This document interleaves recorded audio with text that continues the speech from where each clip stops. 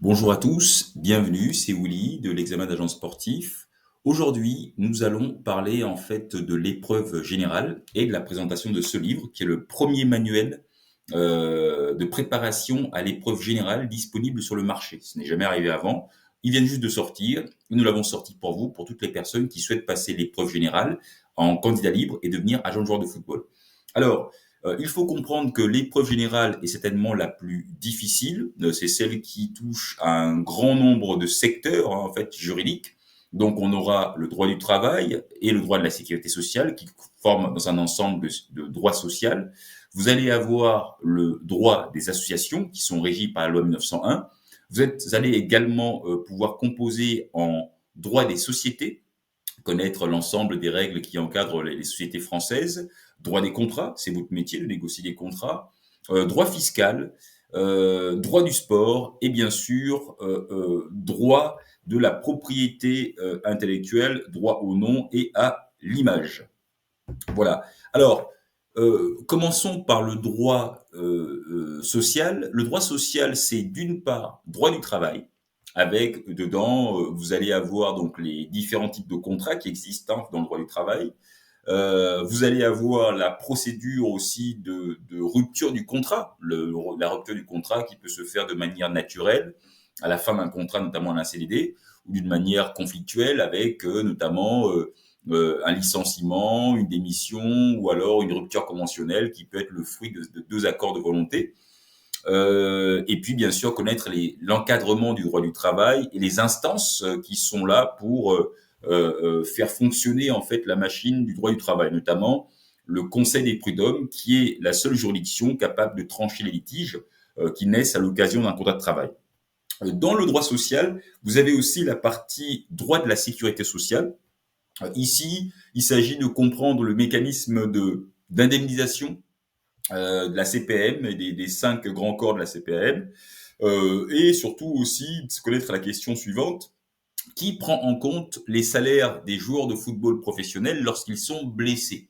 Eh bien, vous allez vous rendre compte que la CPM est en charge pour une partie de la rémunération des joueurs lorsqu'ils sont blessés et malades. Donc, n'oubliez pas que Neymar a le droit d'avoir un arrêt maladie. Donc, voilà un petit peu comment est distingué le droit du travail et le droit de la sécurité sociale, mais ça porte un nom entier et c'est le chapitre du droit social. En ce qui concerne le droit des associations, qui est régi par la loi 1901, il faut savoir que tous les centres de formation, toutes les fédérations ont le statut d'association. La FIFA elle-même a un statut d'association et donc le statut d'association est le statut historique, je dirais même, du sport en général et même du football en particulier. Vous allez devoir connaître tous les éléments qui encadrent les associations, comment on crée une association, quels sont les organes à l'intérieur d'une association, qu'est-ce que c'est que les statuts, comment on décide de clôturer une association et est-ce qu'une association peut avoir une activité économique bien qu'elle soit dans le cadre de la gestion des intéressés. Vous allez aussi avoir à l'examen le droit des sociétés. Je rappelle même quand même que dans le football en particulier, les centres de formation sont des associations, mais les clubs, donc l'équipe première, donc le club professionnel, est une société. Donc il y a différents types de statuts juridiques pour pouvoir créer une société qui gère l'activité lucrative en fait de l'association, qui est d'abord l'association première dans le football. Donc vous allez pouvoir regarder l'ensemble des typologies des entreprises. On va passer de la SAS, la SARL, la EURL, etc. Et même dans le sport avec la SAOS, qui est la société anonyme à objet sportif. Voilà. Et puis, bien sûr, il y a un chapitre qui est essentiel, c'est le chapitre qui concerne les procédures collectives et les règles qui encadrent les entreprises en difficulté.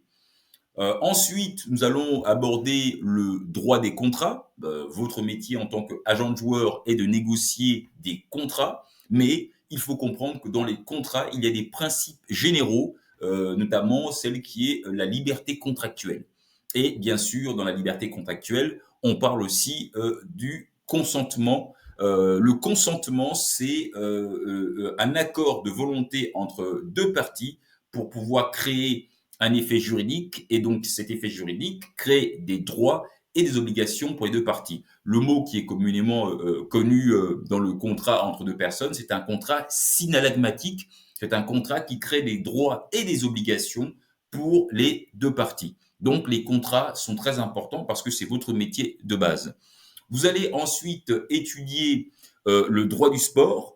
Et dans le droit du sport, on parle ici de l'épreuve reine, celle qui va vraiment donner la pleine mesure de votre capacité en tant qu'agent, parce que dans le droit du sport, on va toucher au droit des associations, au droit des sociétés, on va toucher au droit de la sécurité sociale, on va toucher au droit à l'image, donc c'est l'épreuve reine. Mais surtout, on va aussi toucher aux paris sportifs, qui font partie du programme.